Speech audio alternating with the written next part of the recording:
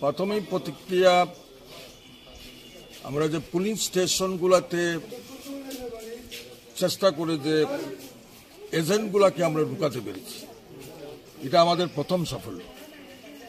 কারণ গত রাত্রে কৈলাসহর তথা এই ঊনকোটি জেলায় এটা সন্ত্রাসের পরিবেশ তৈরি করেছে শাসক পার্টির লোকের, সন্ত্রাসের পরিবেশ। এবং সবচেয়ে নিন্দনীয় জিনিস, পুলিশের কাছে কমপ্লেন করার সত্ত্বেও পুলিশ অ্যাডভান্স টেলিফোন করে জানিয়ে দিচ্ছে যে আমরা আসছি, তোমরা ভাগো। এসডিপিও সাহেবের কাছে টেলিফোন করলে টেলিফোন সবসময় বিজি, টেলিফোনই ধরছেন না। এসডিপিও সাহেব টেলিফোনই সবসময় বিজি থাকে। গতকাল যেখানে নির্বাচনী সবর প্রচার 24 তারিখ বিকাল 5টায় খতম হয়েছে, সেখানে গতকাল ওপেনলি শাসক পার্টির লোকরা মিটিং করছে, গরুয়া সভা করছে, কমপ্লেন দিলে পুলিশ অ্যাডভান্স জানিয়ে দিচ্ছে।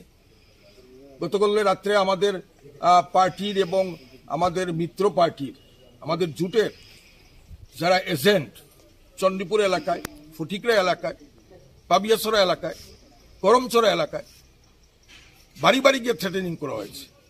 তা সত্ত্বেও মানুষ ভয়কে উপেক্ষা করে গণতন্ত্র এবং সংবিধান বাঁচানোর জন্য অধিকাংশ পুলিং স্টেশনে আমরা এখন পর্যন্ত আমাদের এজেন্ট পৌঁছাতে পেরেছি।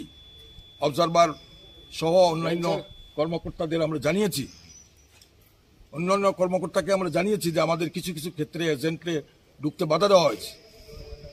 ওনারা বলছেন আমরা এজেন্টকে ঢুকানোর ব্যবস্থা করব, আমরা অপেক্ষা করছি। এখন পর্যন্ত প্রায় সকাল 9টা বাজে। যেহেতু আপনি জেলা সভাপতি, গোটা জেলায় যেমন 50 পাবিয়াচড়া, ফটিকরায় 51, ফটিকরায় 52, চণ্ডীপুর 53, কৈলাসহরে সব 4টা বিধানসভাতে কি আপনাদের দলের বা আপনাদের মিত্র দলের সবাই পুলিং এজেন্ট দিয়েছেন?